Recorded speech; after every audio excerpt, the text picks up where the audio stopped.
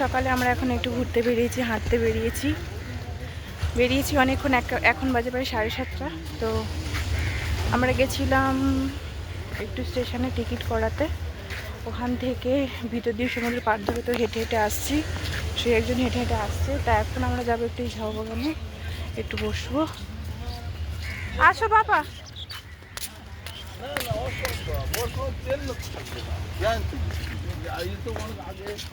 এবার দিয়ে চলে আসো, একটু বসবো, একটু ছবি টবি তুলবো। তো ভালোই লাগছে গরমে ছুটি কাটাতে এসে। আসো।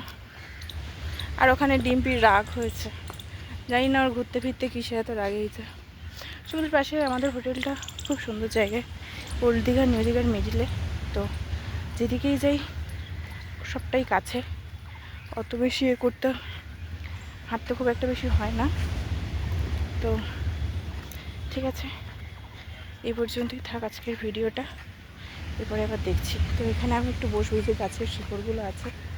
আসো পাপা, এখানে একটু বসি,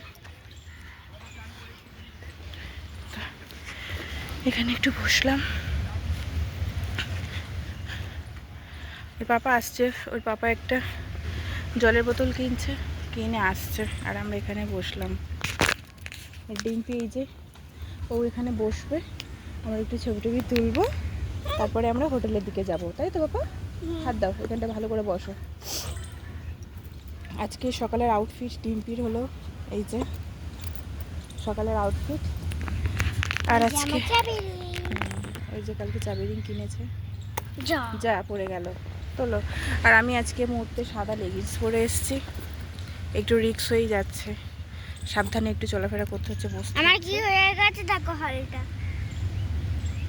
নাহলে সাদা লেগিংসে একটু কিছু দাগ লাগলে, আর বালির না একটা কষ আছে, ভাবলাম ভুল করলাম সাদা লেগিংসটা পরে। তো ঠিক আছে, চলো আর বেশি কথা বলবো না, এই পর্যন্তই, আবার এরপরে দেখাচ্ছে।